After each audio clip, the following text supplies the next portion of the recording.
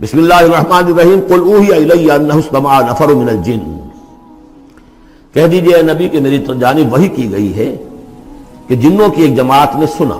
کس کو سنا؟ قرآن کو سنا۔ فقالوا انا سمعنا قرآنا عجبا، انہوں نے کہا ہم نے سنا ہے ایک بہت ہی دل کو لبھانے والا قرآن، یہدی الی الرشد، جو نیکی اور رشد اور ہدایت کی طرف رہنمائی کر رہا ہے۔ فآمنا بہ، تو ہم تو ایمان لے آئے۔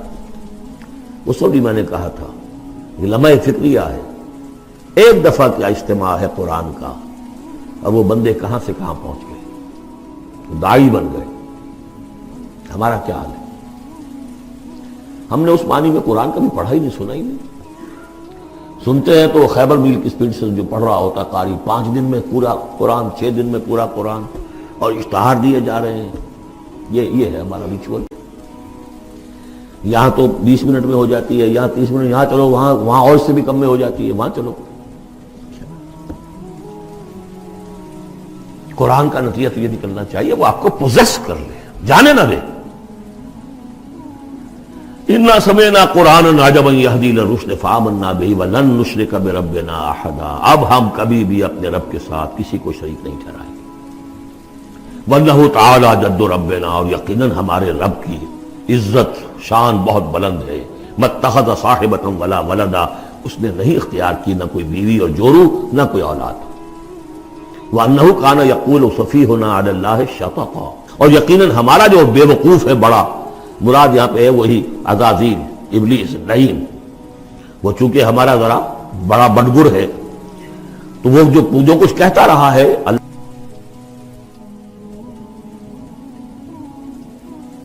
وَأَنَّا ظَنَنَّا أَن لَّن تَقُولَ الْإِنسُ وَالْجِنُّ عَلَى اللَّهِ كَذِبًا، ہم تو اس گمان میں رہے، خوش گمانی میں، کہ جن اور انسان اللہ تعالیٰ کے اوپر جھوٹ نہیں باندھیں گے، لیکن وہ بدماش تو جھوٹ باندھتا رہا۔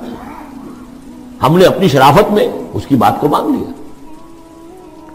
وَأَنَّهُ كَانَ رِجَالٌ مِّنَ الْإِنسِ يَعُوذُونَ بِرِجَالٍ مِّنَ الْجِنِّ فَزَادُوهُمْ رَهَقًا، اور یہ کہ جو انسانوں میں سے مرد ہیں وہ جنات کے مردوں میں کی حفاظت پکڑتے ہیں۔ یہ ہوتا تھا ان کا طریقہ، وہ سمجھتے تھے کہ بیابان میں جو ہے جنات رہتے ہیں اور وہ ان کے جو ہیں سردار بھی ہیں، تو اب راستے نے پڑاؤ ڈالا ہے جنگل میں، تو سب سے پہلے کہتے تھے کہ ہم اس جنگل کے، اس بیابان کے جنات کی ہم پناہ میں آتے ہیں۔ اب وہ سنتے ہوں گے یہ بے وقوف، یہ آدم کی اولاد، ہمارے تو جد امجد کو نکال دیا گیا جنت سے اس لیے کہ اس کو سجدہ نہیں کیا، یہ ہمیں معبود بنائے بیٹھے ہیں، ہماری پناہ طلب کر رہے ہیں۔ لہذا ان میں اور سرکشی پیدا ہو گئی اور اکڑ گئے کہ یہ انسان ہو کر یہ ہماری پناہ مانگ رہے ہیں، ہم سے طلب کر رہے ہیں پناہ، تو اس سے ان کے اندر اور زیادہ سرکشی پیدا ہو گئی۔ وَأَنَّهُ كَانَ رِجَالٌ مِّنَ الْإِنسِ يَعُوذُونَ بِرِجَالٍ مِّنَ الْجِنِّ فَزَادُوهُمْ رَهَقًا وَأَنَّهُمْ ظَنُّوا كَمَا ظَنَنتُمْ أَن لَّن يَبْعَثَ اللَّهُ أَحَدًا، اور دیکھو انہوں نے بھی ایسا ہی سمجھا جیسا کہ تم نے سمجھا ہوا ہے کہ اللہ کسی کو نہیں اٹھائے گا۔ اس کے 2 معنی ہیں، یعنی بعد سے بعد الموت کوئی نہیں ہے، مرنے کے بعد جی اٹھنا نہیں ہے، اور یہ بھی کہ شاید اب اللہ کسی اور کو رسول بنا کر نہ بھیجے، أن يبعث الله أحدا، اس لیے کہ 600 برس بیت چکے تھے، وہ تورات سے واقف تھے جو سورہ احقاف میں تذکرہ آیا ہے۔ فترت وہی 600 برس، اور یہ طویل ترین وقفہ تھا نبوت کا کہ کوئی نبوت کوئی رسالت دنیا میں نہیں، تو ان کو یقیناً اس سے خیال ہوا ہوگا کہ بس اب ختم ہوا معاملہ، اب کوئی اور رسول نہیں آئے گا۔ وَأَنَّا لَمَسْنَا السَّمَاءَ، اور ہم نے ذرا ٹٹولا آسمان کو، ہم نے چاہا کچھ خبریں لے کر آئیں ذرا غیب کی، فَوَجَدْنَاهَا مُلِئَتْ حَرَسًا شَدِيدًا وَشُعُبًا، تو ہم نے تو پایا اس کو کہ وہ بھرا ہوا ہے سخت چوکیداری سے، اور انگارے رکھے ہوئے ہماری وہ ہمیں کھدیڑنے کے لیے۔ یعنی یہ کہ ہمیں معلوم ہو گیا کہ کوئی واقعی وقت ایسا ہے، کیونکہ یہ سارا انتظام خاص طور پر جبکہ وہی یہ نبوت آتی تھی تو اہتمام کر لیا جاتا تھا۔ عام حالات میں کوئی بات نہیں، روح اتر رہے ہیں فرشتے، اور یہ جو ہیں یہ آگ سے بنے ہیں، وہ نوری ہیں یہ ناری ہیں، کچھ نہ کچھ ان سے یارانہ گانٹھ کے کچھ نہ کچھ ان سے لے لیتے تھے، یا یہ کہ اچک لیا، من استرق سرقۃ، کسی نے کوئی چیز جو ہے کہیں سے لے لی۔ لیکن اب جو ہم نے دیکھا ہے آسمان کو تو واقعی وہاں تو بڑے سخت پہرے لگے ہوئے، یعنی کوئی نہ کوئی وحی کا سلسلہ ہے اور نبوت آ رہی ہے، اور وہ نبوت ہمیں تو مل گئی، ہم جا کر سنائے کلام اور ہم ایمان لے آتے۔ وَأَنَّا لَمَسْنَا السَّمَاءَ فَوَجَدْنَاهَا مُلِئَتْ حَرَسًا شَدِيدًا وَشُهُبًا وَأَنَّا كُنَّا نَقْعُدُ مِنْهَا مَقَاعِدَ لِلسَّمْعِ اور ہم وہاں بیٹھا کرتے تھے، وہاں پہ گھاٹ میں بیٹھا کرتے تھے کچھ سنبل لینے کے لیے، مقاعد مقعد بیٹھنے کی جگہ، مورچہ جہاں پہ بیٹھا جائے، ہم وہاں پر اپنے ٹھکانوں میں بیٹھا کرتے تھے۔ فمن یستمع الان، لیکن اب اگر کسی نے کچھ سننے کی کوشش کی، یجد لہ شہابا رصدا، وہ پائے گا اپنے واسطے ایک انگارہ گھات میں، میزائل پیچھا کرے گا اس کو۔ وَأَنَّا لَا نَدْرِي أَشَرٌّ أُرِيدَ بِمَنْ فِي الْأَرْضِ أَوْ أَرَادَ بِهِمْ رَبُّهُمْ رَشَدًا۔ معلوم ہوتا بہت بڑے عالم تھے یہ، تورات کے جاننے والے، انہوں نے ایک ایسی عظیم بات کہی ہے یہ، ہمیں یہ معلوم نہیں کہ آیا زمین میں بسنے والے ان انسانوں کی کوئی شامت آ گئی ہے یا اللہ نے ان کے لیے کسی بھلائی کا ارادہ کیا ہے۔ رسالت آئے گی تو دو ہی نتیجے ہیں، یا تو کوئی عذاب آنے والا ہے، اس لیے کہ وما كنا معذبین حتی نبعث رسولا، یا تو کوئی بہت بڑے پیمانے پر انسانوں کی شامت آنے والی ہے، جیسے قوم نوح، قوم ہود، قوم صالح کا حشر ہوا تھا، وہ ویسا ہی حشر ہونے والا ہے۔ اللہ لا نظری، ہم نہیں جانتے، اشر ارید بمن فی الارض، زمین والوں کے لیے کسی شر کا فیصلہ کیا گیا ہے، ام اراد بہم ربہم رشدا، یا ان کے لیے ان کے رب نے بھلائی کا، خیر کا ارادہ کیا۔ ظاہر بات ہے نبوت اور رسالت محمدی خیر پر منتج ہوئی۔ وَأَنَّا مِنَّا الصَّالِحُونَ وَمِنَّا دُونَ ذَلِكَ، اور دیکھو ہمارے اندر نیک بھی ہیں، جنات نیک بھی رہے ہیں اور دوسری طرح کے بھی ہیں، بد نہیں کہا، یہ ہے حکمت تبلیغ، بروں کو بھی برا نہ کہو، ہاں دوسری قسم کے بھی ہیں، نیک بھی ہے اور دوسری قسم کے بھی ہیں۔ کُنَّا طَرَائِقَ قِدَدًا، ہم تھے مختلف راستوں پر جو کہ ایک دوسرے سے پھٹے ہوئے تھے۔ یہ قددا جو آیا تھا نا، قدت قمیصہ، پھٹ جانا قمیص کا۔ وَأَنَّا ظَنَنَّا أَن لَّن نُعْجِزَ اللَّهَ فِي الْأَرْضِ وَلَن نُعْجِزَهُ هَرَبًا، اور ہم نے یہ جان لیا کہ ہم اللہ کو عاجز نہیں کر سکتے، ہرا نہیں سکتے، نہ زمین میں بھاگ کر، اور ہم کہیں بھاگ کر اور زمین میں اللہ کو شکست نہیں دے سکتے، اس کی پکڑ سے نکل نہیں سکتے۔ وَأَنَّا لَمَّا سَمِعْنَا الْهُدَىٰ آمَنَّا بِهِ، اور ہم نے تو جب وہ ہدایت سنی، الہدا سنا، اس کی استماع ہم نے کیا، ہم تو اس پر ایمان لے آئے۔ فَمَن يُؤْمِن بِرَبِّهِ فَلَا يَخَافُ بَخْسًا وَلَا رَهَقًا، تو جو کوئی بھی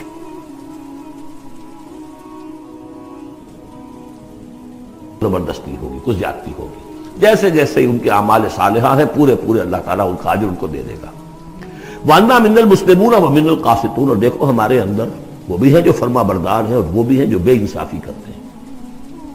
یہ قسط کے لفظ کے ساتھ سمجھ لیجئے، جب یہ ثلاثی مجرد میں آتا ہے تو قاسط اس میں فاعل بنا، وہ ناانصاف کے معنی میں ہے، یہ باب افعال کے خواص میں سے ہے، سلب ماخذ جس کو کہتے ہیں۔ جب باب افعال میں آئے گا تو اس کے معنی ہے عدل و انصاف، اور جب ثلاثی مجرد میں آئے گا تو ناانصافی۔ قاسطون فمن اسلم فاولئک تحروا رشدا، جو لوگ اسلام لے آئے، اطاعت قبول کر لی، تو انہوں نے تو گویا کہ ڈھونڈ نکالی خیر کی راہ، نیکی کی راہ انہوں نے تلاش کر لی۔ وَأَمَّا الْقَاسِطُونَ، اور جو بے انصاف ہے، فَكَانُوا لِجَهَنَّمَ حَطَبًا، وہ لوگ جو ہے پھر جہنم کا ایندھن بن کر رہیں گے۔ یہاں تک ان کی تقریر ہے جو انہوں نے تبلیغ کی ہے۔ اب جو بات آگے آ رہی ہے یہ خود اللہ کی طرف سے کلام ہے۔ أَن لَوِ اسْتَقَامُوا عَلَى الطَّرِيقَةِ لَأَسْقَيْنَاهُم مَّاءً غَدَقًا، اور یہ کہ یہ اگر لوگ اپنے اس طریقے پر جو طریقہ انبیاء کا تھا، جو آدم نے دیا تھا، جو نوح نے دیا تھا، یہ چلتے رہتے تو ہم انہیں خوب پلاتے، پانی بھر بھر کر خوب سیراب کرتے ان کو۔ یہاں لفظ طریقت آیا ہے قرآن میں، شریعت، طریقت۔ ثم جعلناک علی شریعت من الامر، شریعت اور یہ طریقت، دونوں کا مفہوم ایک ہے، طریقہ اور شریعت، لیکن یہ کہ اس کا استعمال ہو رہا ہے کہ شریعت سے مراد لی جاتی ہے جو دین کی کا قانون ہے، اس کے ظاہری پہلو، قانونی پہلو، اور طریقت اسی کے باطنی پہلو کا نام ہے۔ کہ ایک نماز ہے، وضو کیسے کرو گے، کیا فرائض ہیں، کیا نوافل ہیں، کیا کام رہ گیا تو وضو نہیں ہوا، یہ شریعت بتائے گی، یہ آپ کو فقیہ بتائیں گے، یہ آپ کو مفتی حضرات بتائیں گے۔ لیکن نماز کی اصل روح تو ہے خشوع اور خضوع، حضور قلب، یہ پھر طریقت کی طرف منتقل کر دیا گیا، بدقسمتی سے پھر ان کو پھاڑ دیا گیا، وہ علیحدہ علیحدہ ہو گئے۔ یہ سب چیزیں یکجا ہونی چاہیے تھی۔ اور جو ہمارے اولین صوفیاء ہیں وہ بہت بڑے عالم بھی تھے، ایسے نہیں تھے کہ صرف صوفی تھے، وہ بہت بڑے مفتی بھی ہوتے تھے، بلکہ اولین کیا، اس دور میں بھی جو میں نے آپ کو بتایا تھا کہ قاضی ثناء اللہ پانی پتی رحمۃ اللہ علیہ، وہ مفتی بھی ہیں، مفسر بھی ہیں، محدث بھی ہیں، اور بہت بڑے مرشد بھی ہیں، میرزا مظہر جانے جانا شہید کے خلیفہ ہیں۔ اور یہ سب شیخ احمد سرہندی رحمۃ اللہ علیہ کا جو سلسلہ ہے، سلسلہ مجددیہ نقشبندیہ، اس کے بزرگ ہیں۔ وہ ہے وہ جامع صفات لوگ. لنفتنہم فیہ، اور یہ بھی جو ہم کو پانی پلاتے اور سیراب کرتے، یہ بھی اس لیے تاکہ ان کو اور جانچے اور پرکھے اور امتحان لے. ایک امتحان غربت میں ہے، ایک امتحان تمنگری میں ہے، ایک امتحان فاقے میں ہو رہا ہے، ایک امتحان ہو رہا ہے کہ کثرت سے ہم نے دے رکھا ہے. ومن یعرض عن ذکر ربہ، اور جو کوئی بھی اعراض کرے گا اپنے رب کے ذکر سے، یسلک عذابا صعدا، تو وہ چلے گا، وہ ڈال دے گا اس کو چڑھتے عذاب میں اللہ تعالیٰ، ایسے عذاب میں صعدا جس کی شدت بڑھتی چلی جائے گی. وَأَنَّ الْمَسَاجِدَ لِلَّهِ فَلَا تَدْعُوا مَعَ اللَّهِ أَحَدًا، اور دیکھو مسجدیں اللہ کے لیے ہیں. مسجد سے مراد مسجد سجدے کی جگہ بھی ہے، اور مسجد سے مراد سجدے کے یہ اعضاء بھی ہیں. یہ پیشانی اور یہ ناک اور یہ ہاتھ اور یہ پاؤں، ایڑیاں، وہ پنجے، یہ سارے جو ہیں یہ سجدے کے جو جسم کے حصے ہیں. یہ مسجدیں بھی اور سجدے کی جگہ بھی للہ ہے، سب اللہ کی ملکیت ہے. فَلَا تَدْعُوا مَعَ اللَّهِ أَحَدًا، اللہ کے ساتھ کسی اور الہ کو مت پکارو. وَأَنَّهُ لَمَّا قَامَ عَبْدُ اللَّهِ يَدْعُوهُ كَانُوا يَكُونُونَ عَلَيْهِ لِبَدًا. اور یہ اب یہاں پھر قول آ گیا ہے انہی کا جنات کا کہ جب وہ عبداللہ کو ہم نے دیکھا، وہ کھڑا تھا، وہ قرآن پڑھ رہا تھا، وہ نماز پڑھا رہا تھا. لما قام عبداللہ یدعوہ، اسے پکار رہا تھا اللہ کو، اللہ کا بندہ. کانوا یکونون علیہ لبدا، وہ تو ایسے ہو رہے تھے سننے والے گویا کہ اس کے اوپر ٹھٹ کے ٹھٹ جمع ہو جائیں گے وہاں پر، لیکن یہ کہ وہ ایمان نہیں لا رہے تھے. قل انما ادعو ربی، کہہ دیجئے اے نبی صلی اللہ علیہ وسلم، دیکھو میں پکارتا ہوں اپنے رب کو. ولا اشرک بہ احدا، اس کے سوا میں کسی اور کو شریک کرنے کے لیے تیار نہیں.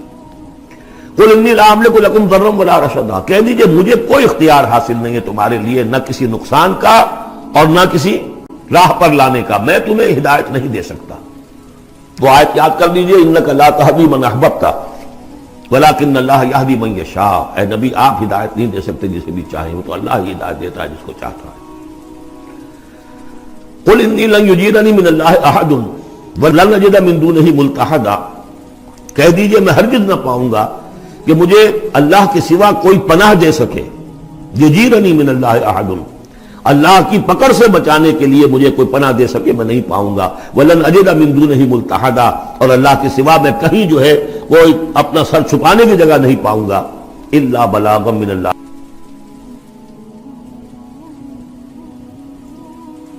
فریضہ سر انجام دوں، اگر میں نے یہ کام نہیں کیا تو میں پکڑا جاؤں گا.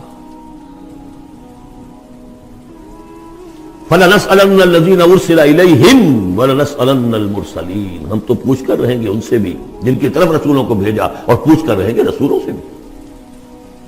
وَمَنْ يَعْصِ اللَّهَ وَرَسُولَهُ، جو کوئی بھی اللہ اور اس کے رسول کی نافرمانی کرے گا، فَإِنَّ لَهُ نَارَ جَهَنَّمَ خَالِدِينَ فِيهَا أَبَدًا، تو اس کے لیے تو پھر جہنم کی آگ ہے جس میں وہ ہمیشہ ہمیشہ رہے گا.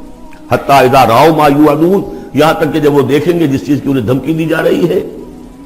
فَسَيَعْلَمُونَ مَنْ أَضْعَفُ نَاصِرًا وَأَقَلُّ عَدَدًا، اس وقت انہیں معلوم ہو جائے گا کون کمزور ہے مددگاروں کے اعتبار سے اور کون اقلیت میں ہے تعداد کے اعتبار سے.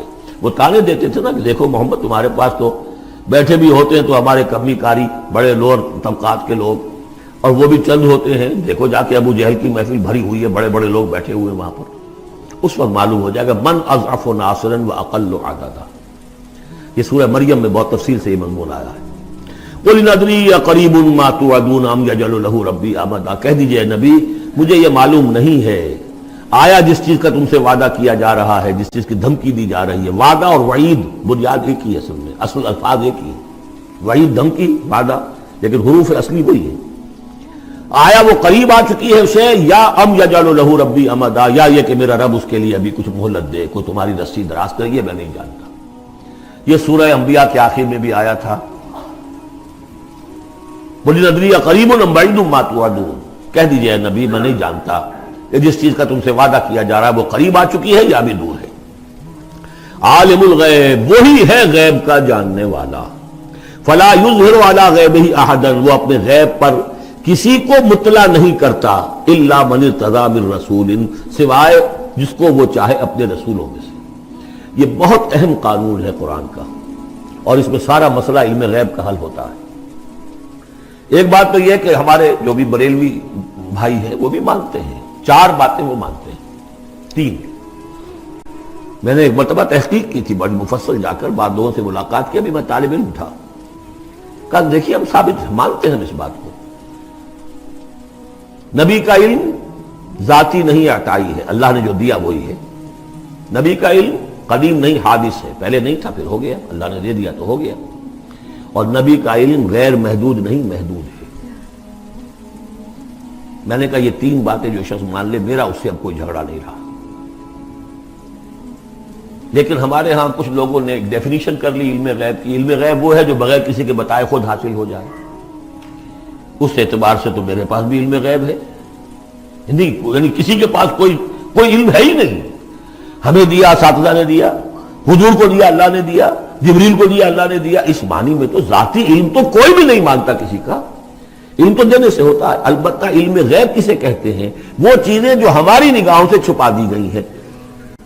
وہ عالم غیب ہے، جنت ہے، دوزخ ہے، فرشتے ہیں، یہ سب کیا ہے؟ عالم غیب. تو نبیوں کو تو کچھ نہ کچھ حصہ اس کا دکھایا جاتا ہے تو نبی بنتے ہیں نا، ورنہ میرے اور نبی میں فرق کیا ہوا پھر؟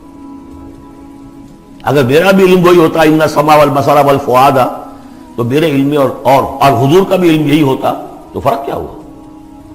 حضور نے تو اس دوسرے علم کے اعتبار سے تو صاف کہہ دیا انتم عالم بامور دنیاکم.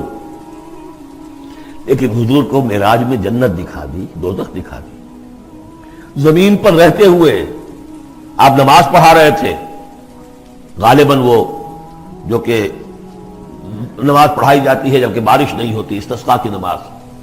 اسی کے دوران اچانک ایک دفعہ آپ آگے بڑھے. لوگ حیران ہوئے کیا ہوا ہے؟ ایک دفعہ پیچھے ہٹے. لوگوں نے پوچھا بعد میں کہ حضور یہ نماز کا حصہ تھا، یعنی ہم بھی پھر صدا کیا کریں اس نماز کے اندر؟ فرمایا نہیں، اصل میں میرے سامنے جنت لے آئی گئی، اب بے اختیار میرا ہاتھ بڑھ گیا کہ میں اس کا پھل توڑ لوں، اور میرے سامنے اس کے بعد دوزخ لے آئی گئی اور اس کا جو بمکا آیا گرمی کا، اس سے میں بے اختیار پیچھے ہٹا. دنیا میں سیر کرا رہے ہیں، بہرحال یہ غیب ہی میں سے ہے. البتہ کل غیب یہ جو مانے اللہ نبی کے لیے وہ کافر ہے، اور وہ مانتے ہیں، بریلوی بھی مانتے تھے. کل غیب کا کوئی سوال ہی نہیں. نبی کا علم محدود ہے، نبی کا علم حادث ہے، نبی کا علم عطائی ہے. تین باتیں مان لیجئے. باقی نبی کا علم کتنا تھا کتنا نہیں تھا یہ میں کون ہوں ناپنے والا اور آپ کون ہیں ناپنے والے. دیا اللہ نے جو دیا، بتایا جو بتایا، اللہ اور خیر صلی اللہ. تو یہ عالم الغیب وہ ہے غیب کا جاننے والا. فلا یظہر علی غیبہ احدا، تو وہ نہیں مطلع کرتا اپنے غیب پر کسی کو. ہاں الا من ارتضی بالرسول، سوائے اپنے رسولوں کے. کذالک نوری ابراہیم ملکوت السماوات والارض، ہم نہیں پڑھ چکے؟ ابراہیم کو بھی ملکوت دکھائے، حضور کو